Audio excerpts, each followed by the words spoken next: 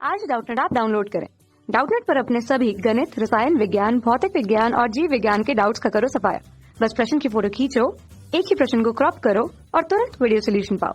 अभी डाउनलोड करें। हेलो दोस्तों, प्रश्न हमारा है कि x और y पदार्थ के दो दो क्षण एक दूसरे से चित्र के अनुसार जुड़े हुए हैं। चित्र हमें दिया गया है। सभी क्षणों की लंबाई और अनुप्रस्थ काट का क्षेत्रफल समान है यदि सिरे a का ताप 80 डिग्री सेल्सियस और d का ताप 10 डिग्री सेल्सियस हो। यहाँ पे ये वाला 80 है और ये 10 डिग्री सेल्सियस है। तो अस्थायी स्थिति प्राप्त होने पर जंक्शन B और जंक्शन C का ताप क्या होगा वो हमें निकालना है। ये देखिए B जंक्शन है और ये C जंक्शन है। x की उष्मा चालकता y की उष्मा चालकता से दोगुनी है। ठीक है, तो यहाँ पे जो है x कौन सा है दिखा देते हैं। ये जो पार्ट है इतना नीचे वाला ये x है, मतलब यहाँ से ये इतनी छड़ और यहाँ से लेके ये वाली छड़ ये y है। ठीक है, ये इस प्रकार से ऐसा बना है कि ये ऊपर वाली छड़ ये y है। ठीक, इन दोनों को ऐसे जोड़ा गया है। ठीक, अब हमसे क्या कह रहा है, सबसे पहले जो दिया है उसको लिख देते हैं कि TA का ताप कितना है। TA हमें 80 डिग्री सेल्सियस दिया है और TD 10 डिग्री सेल्सियस दिया है। ठीक है, तो यानी कि उच्च ताप इधर है, निम्न ताप इधर है, तो यानी कि उष्मा का प्रवाह हम जानते हैं उच्च ताप से निम्न ताप की ओर होता है, इधर होगा।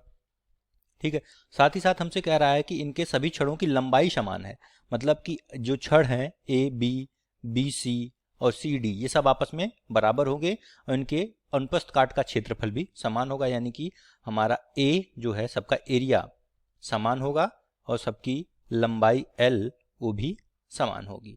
ठीक है, इतनी चीज यहाँ से पता चली। अब आगे हमसे कह रहा है कि एक चीज और बोला है कि अस्थायी स्थिति होने पर, अस्थायी स्थिति में क्या होता है कि उष्मा प्रवाह की जो दर होती है Q डॉट जिसे दिखाते हैं, इसे बोलते हैं उष्मा प्रवाह की दर। ठीक है, उष्मा प्रवाह की दर ये होता है अस्थायी अवस्था में, क्या होता है सब में समान होती है, बराबर होती है। किस अवस्था में? अस्थायी अवस्था में। ठीक है, तो जब ये सिस्टम पूरा हमारा अस्थायी अवस्था में होगा तो जो उष्मा A से B में आएगी, ठीक है, वो बराबर होगी वही उष्मा आधा, कुछ पार्ट इसमें चला जाएगा और कुछ पार्ट इसमें चला जाएगा और ये इसके बराबर होगा। इसी प्रकार से जो उष्मा यहाँ से आएगी और यहाँ से आके इधर जाएगी वो CD के बराबर होगी। यानी कि अगर हम पहले पार्ट में देखें तो कह सकते हैं कि QAB जो उष्मा प्रवाह की दर AB से होके आएगी वो बराबर होगी QX, इसको मैं QX मान लेता हूं, प्लस QY के। ठीक है, समीकरण 1। इसी प्रकार से कि जो उष्मा यहां से आएगी यानी कि QX प्लस QY ये उष्मा बराबर हो जाएगी आपका QCD के। ठीक है, यहां से जो उष्मा आई ये उष्मा और दोनों यहाँ पे मिल जाएंगे और ये आपका जो इसमें CD वाले पार्ट में प्रवाहित होगी उसके बराबर होगा। ये आपका समीकरण 2 हो जाएगा। तो इनकी सहायता से हम लोग क्या करेंगे, इसको θ1 और θ2 को निकाल लेंगे। हमें B जंक्शन पे पहले से θ1 और θ2 दिया है, यानी कि हमें दिया है TB जो ताप है B जंक्शन पे वो θ1 है और C जंक्शन पे जो ताप है वो θ2, ये हमें चित्र में दर्शाया गया है। ठीक है, उष्मा चालकता जो है X का 2 गुना है Y का। तो अगर मैं माना, ठीक है, मान लेते हैं कि Y की उष्मा चालकता K है तो X का कितना हो जाएगा, उसका 2 गुना यानी कि 2K हो जाएगा। ठीक है, अब यहां से देखिए हमारा क्या चालकता द्वारा उष्मा का प्रवाह होगा, तो इन दोनों से हम लोग क्या करेंगे θ1 और θ2 के वैल्यू निकालेंगे। तो सबसे पहले समीकरण 1 का इस्तेमाल करते हैं। ठीक है, तो समीकरण 1 से QAB हम जानते हैं कि Q डॉट क्या होता है हमारा उस चालकता द्वारा, चालकता का सूत्र होता है K into A into θ1 minus θ2 यानी डेल्टा T बटा L। ठीक है, तो यहाँ पे क्या हो जाएगा आपका QAB में जो उष्मा प्रवाही होगी, अब देखिए AB हमारा जो है वो कौन सा है, X का है। ठीक है, तो यहाँ पे KX होगा। ठीक है, क्योंकि ये हमारा X का छड़ है, X वाली छड़ है, तो ये आपका X का उष्मा चालकता गुणांक कितना है 2K है। तो यहाँ पे K की जगह हम लिखेंगे 2K इंटू A इंटू, अब यहाँ पे थीटा डेल्टा T क्या है, यहाँ पे 80 माइनस θ1, यहाँ से इन दोनों के बीच में तापांतर 80 माइनस θ1 है, तो हो जाएगा 80 माइनस θ1 बटे L। लंबाई और क्षेत्रफल दोनों बराबर है इसलिए मैं यहाँ पे रख रहा हूँ इसको। फिर बराबर QX X का हो जाएगा 2K इंटू A इंटू θ1। देखिए यहाँ पे क्या होगा, Q जो X में प्रवाहित होगी ये वो θ1 माइनस θ2 होगी, क्योंकि इन दोनों के बीच में उष्मा प्रवाहित हो रही है। तो ये हो जाएगा θ1 माइनस θ2 बटे में L और प्लस यहाँ पे QY, Y का उष्मा चालकता गुणांक क्या है K है, तो के ए यहाँ पे थीटा 1 माइनस थीटा 2 होगा बटे एल। ठीक है, तो इसको हल कर लेते हैं। यहाँ पे देखिए, तो यहाँ पे एल एल कॉमन होके कट जाएगा दोनों तरफ से, के ए भी कॉमन होके कट जाएगा, के ए और के ए। यहाँ बचेगा 2 इंटू 80 माइनस थीटा 1, ये बराबर हो जाएगा 2 इंटू थीटा 1 माइनस थीटा 2, और यहाँ बचेगा प्लस थीटा 1 माइनस थीटा 2। इसको हल कर लेते हैं। यहाँ पे देखिए क्या होगा, यहाँ पे इसको हम लिख देंगे 160 माइनस 2 थीटा 1, ये हो जाएगा 2 theta 1 minus 2 theta 2 plus theta 1 minus theta 2, तो हो जाएगा ये 3 थीटा 1 माइनस 3 थीटा 2 हो जाएगा। ठीक है, तो 160 बराबर 2 थीटा 1 इधर ले आएंगे तो 3 2 5, 5 थीटा 1 माइनस 3 थीटा 2, इसको मैं समीकरण 3 लिख देता हूँ। तो ये आ गया हमारा एक समीकरण थीटा 1 और थीटा 2 के बीच में जो संबंध है। दूसरा समीकरण ऐसे निकाल लेंगे और दोनों को हल कर लेंगे। इसी प्रकार हम लोग लिखेंगे कि समीकरण 2 से, इसलिए पुनः समीकरण 2 से।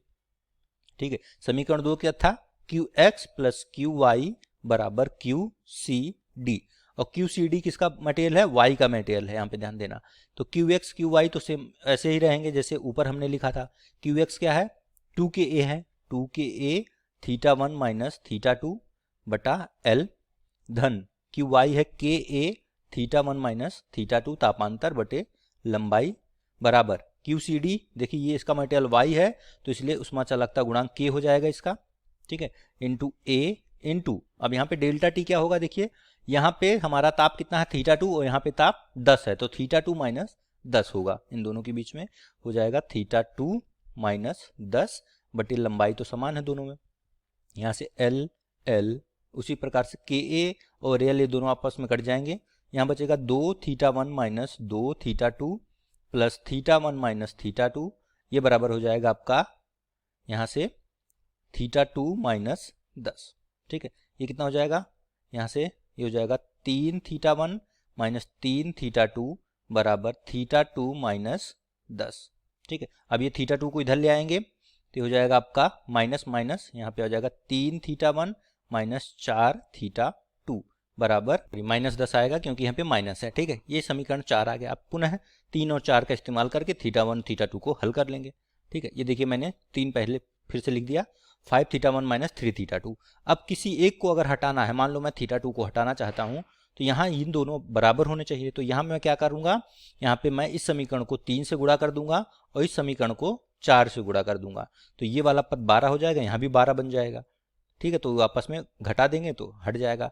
इसलिए मैं फिर से इसको अगर मैं लिखूँ तो देखिए समीकरण 1 को मैंने लिखा तो यहाँ से कितना हो गया, समीकरण 4 को लिखा, 3 से गुणा किया, 9 थीटा 1 माइनस 12 थीटा 2 बराबर माइनस 30, और ये हो गया आपका 5 चौक 20 माइनस 4 3 12 और 16 चौके 64। ठीक है, अभी इसको घटाते हैं, माइनस ये माइनस माइनस प्लस हो जाएगा, ये माइनस आ जाएगा, ये कटा तो यहाँ से आएगा माइनस 11 थीटा 1 बराबर माइनस 670।